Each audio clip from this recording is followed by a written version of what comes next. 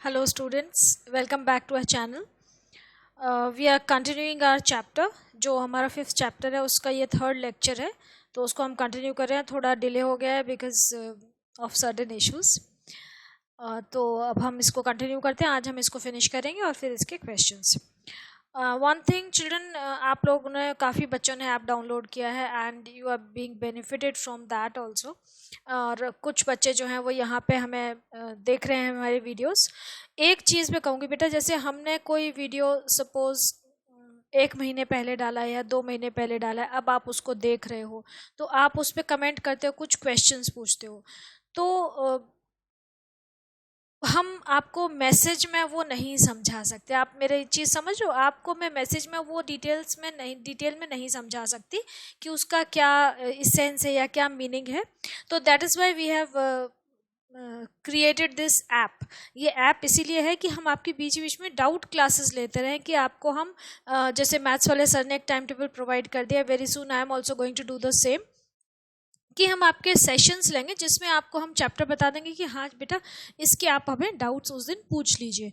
तो आप वो that way you can clarify your doubts. क्योंकि आप एकदम से आउट ऑफ द ब्लू कुछ भी पूछना तो जायज़ है आपका, you naturally you will have doubts, you will have to ask. लेकिन द थिंग इज़ कि मैसेज में वो समझाना बहुत मुश्किल हो जाता है. और जो वीडियो हमने 2 महीने पहले बनाया या 1 महीने पहले बनाया या 3 महीने पहले बनाया, उसके उस डाउट को सॉल्व करने के लिए हम एक और वीडियो नहीं बना सकते बेटा. I hope you can understand that. तो वो उसके लिए बेस्ट है कि आप लाइव क्लास में हमें ज्वाइन करो और हम आपको एक मैं अपनी बात कर रही हूँ, मैथ्स वाले सर ने तो आपको शेड्यूल दे ही दिया है. तो मैं आपके फिर उस हिसाब से हमारी रिवीजन भी हो जाएगी और डाउट क्लियरिंग भी हो जाएगा. तो दैट वुड बी बेटर. ठीक है, तो आप प्लीज़ उसको देखिए कि अगर वो हो पाए तो वो आप लोगों के लिए भी अच्छा रहेगा और हमें भी आसानी होती है कि आपके डाउट्स जो हैं आसानी से सॉल्व हो जाते हैं. ठीक है. And some children are asking questions. जितने भी सम नहीं मैनी पूछते हैं, जितने भी बच्चे क्वेश्चंस पूछते हैं, I make it a point that I do answer your queries. है ना, मैं आंसर ज़रूर करती हूँ चाहे जैसे भी हो, कभी भी हो. ये नहीं हो पाता कि आपने इमीडिएट क्वेरी डाली और मैं आंसर कर दूँ, बिकॉज मैं पूरे टाइम मोबाइल नहीं चेक करती रहती हूँ. तो दैट वे. बट एनीवेज, चलिए ठीक है. तो आप अगेन रिक्वेस्ट कि आप प्लीज़ हमारे चैनल को लाइक करिए, सब्सक्राइब करिए, do share it with your friends अगर आपको कंटेंट अच्छा लग रहा है तो. ठीक है. और ऐप को डाउनलोड करोगे तो ऐप से आपको बहुत ज़्यादा बेनिफिट्स हैं and it is entirely free. I have told you many times, बहुत बहुत बार बता चुकी हूँ मैं आपको. पूरा फ्री है बेटा, उसका कंटेंट फ्री है, एवरीथिंग इज़ फ्री. वो सिर्फ हमने इसलिए किया था क्योंकि यूट्यूब पे पूरा कंटेंट डालना हमें सही नहीं लगा, बिकॉज कुछ केसेस, कुछ इंस्टेंसेस ऐसे थे जो कि हमें सही नहीं लगा. ठीक है, तो दैट इज़ वाई. तो we are starting with the fertilisation. अब फर्टिलाइजेशन क्या होता है कि अगर हम फर्टिलाइजेशन की डेफिनेशन देखें तो इट इज़ द यूनियन और the fusion of the nuclei of the male and female gamete. मतलब मेल और फीमेल गैमेट जो हैं उनके जब न्यूक्लियाई आपस में फ्यूज हो जाते हैं, the two nuclei fuse together and they give rise to an entirely new nucleus. That process is known as fertilization. ठीक है. तो fertilization is the fusion of the nuclei of the male and female gamete. अब ये बात हो गई, ये तो फर्टिलाइजेशन की डेफिनेशन हो गई. अब आपको ये पता होना चाहिए, हम यहाँ पे फ्लावरिंग प्लांट्स की बात कर रहे हैं. फ्लावरिंग प्लांट्स में ही हम ये सब चीज़ें डिस्कस कर रहे हैं. और मैंने आपको बताया था फ्लावरिंग प्लांट्स को हम बोलते हैं, इनका जो टेक्निकल टर्म है दैट इज़ एंजियोस्पर्म्स. ठीक है, एंजियोस्पर्म्स बोलते हैं हम फ्लावरिंग प्लांट्स को. ये आप अपने 8th चैप्टर में पढ़ेंगे जब आप क्लासिफिकेशन पढ़ेंगे, जब आप डिवीजन पढ़ेंगे प्लांट्स की, फर्दर एनिमल्स की भी, तो ये आप उसमें पढ़ने वाले हैं. ठीक है. तो एंजियोस्पर्म्स जो हैं वो हमारे फ्लावरिंग प्लांट्स हैं. तो फ्लावरिंग प्लांट्स की हम यहाँ पे बात कर रहे हैं क्योंकि फ्लावरिंग प्लांट्स में ही फ्लावर होते हैं और किसी प्लांट में फ्लावर नहीं होते. या आप ये कह लो कि दुनिया में जितने भी प्लांट्स हैं जिनमें फ्लावर होते हैं उनको हम एंजियोस्पर्म्स के अंदर रखते हैं. तो अब बात हो रही है कि मेल गैमेट होता क्या है और फीमेल गैमेट क्या होता है. तो पॉलन ग्रेन जो है, पॉलन ग्रेन कहाँ था?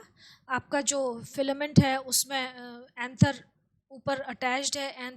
एंथर के अंदर हमने देखा था उसका, जब वो डिहाइस होता है या हमने उसका सेक्शन देखा था, उसके अंदर पॉलन ग्रेन्स होते हैं. तो वो जो पॉलन ग्रेन है वो मेल गैमेट है और उसका जो न्यूक्लियस होता है या न्यूक्लियाई जो हम आगे पढ़ने वाले हैं वो जो है आपका फ्यूजन का काम करेगा या रिप्रोडक्शन में हेल्प करेगा.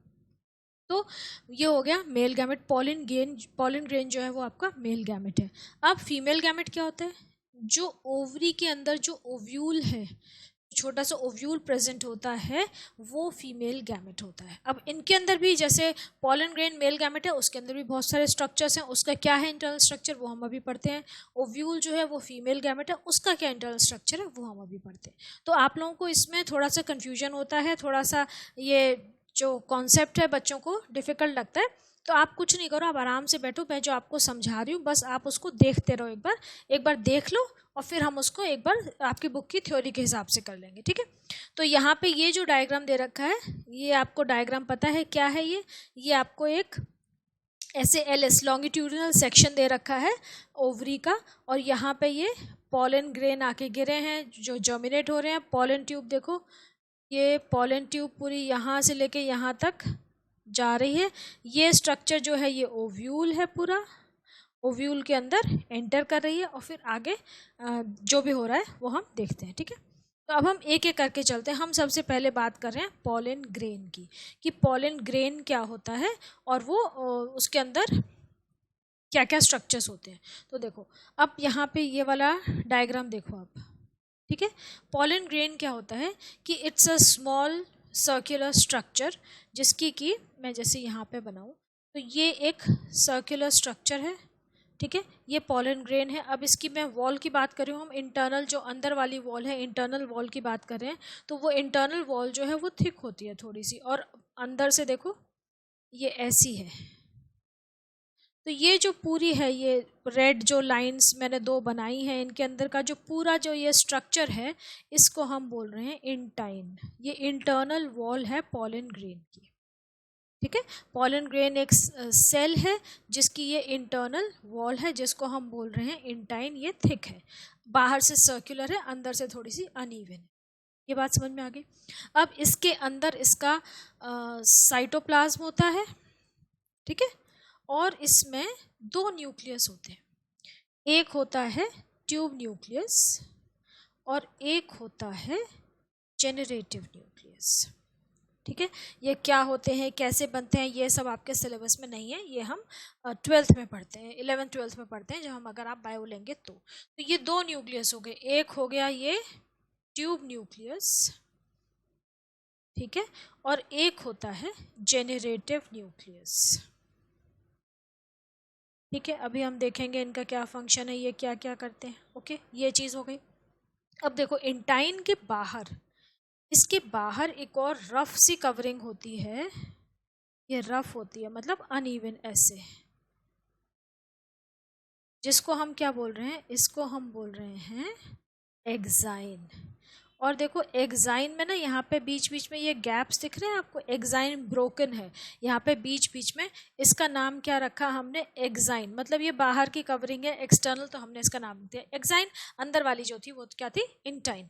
तो अब एक्साइन और इंटाइन जो है ये एक्सटर्नल कवरिंग है किसकी, पॉलन ग्रेन की, ठीक है। पॉलन ग्रेन के अंदर दो न्यूक्लियस हैं, एक जनरेटिव न्यूक्लियस और एक ट्यूब न्यूक्लियस। ये बात आपको समझ में आ गई।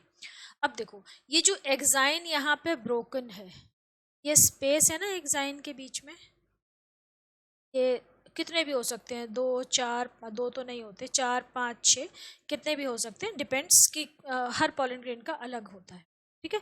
अब जो एक्साइन होती है it is very hard and protective in nature. ये पॉलन ग्रेन को प्रोटेक्ट करके रखती है, एडवर्स कंडीशन से बचाती है। और जो इंटाइन है obviously it is the internal wall, तो ये थोड़ी सी सॉफ्ट होती है। अब जब पॉलन ग्रेन, अब ये देखो हम इसको बोल रहे हैं two nucleus stage. Two nucleus stage क्यों बोल रहे हैं, क्योंकि यहाँ पे हमारे पॉलन ग्रेन के पास दो न्यूक्लियस हैं, एक ट्यूब न्यूक्लियस और एक जनरेटिव न्यूक्लियस, ठीक है। तो हम इसको बोलते हैं two nucleus stage of the pollen grain. अब इस स्टेज पे, इस कंडीशन में, जबकि पॉलन ग्रेन के पास दो न्यूक्लियस हैं, it falls on the stigma. तो जब पॉलिनेशन हुआ तो पॉलिनेशन की वजह से ये आपका जो पॉलन ग्रेन है ये स्टिग्मा पे जाके गिरता है। तो जब स्टिग्मा पे जाके गिरता है तो ये it is this two nuclear stage within the pollen grain. ये आप ध्यान रखना। ये आपके कॉम्पिटिशन्स में भी बहुत ये क्वेश्चन पूछा जाता है। कॉम्पिटिशन्स आपके सारे जितने भी होते हैं ना, सब में ये वाली 9th-10th की बायो आती ही है। एनडीए होता है ना, एनडीए नेशनल डिफेंस एकेडमी का जो एग्जाम होता है, बच्चे सोचते हैं उसमें बायो नहीं आती, उसमें भी आपकी 25 मार्क्स की बायो आती है, जिसमें कि यही 9th-10th की बायो होती है। तो ये सारी चीज़ें बहुत इंपॉर्टेंट हैं आपके जो कॉम्पिटिटिव एग्जाम्स हैं, वन वर्ड आंसर वाले जो होते हैं ना, बड़े टिपिकल क्वेश्चंस होते हैं।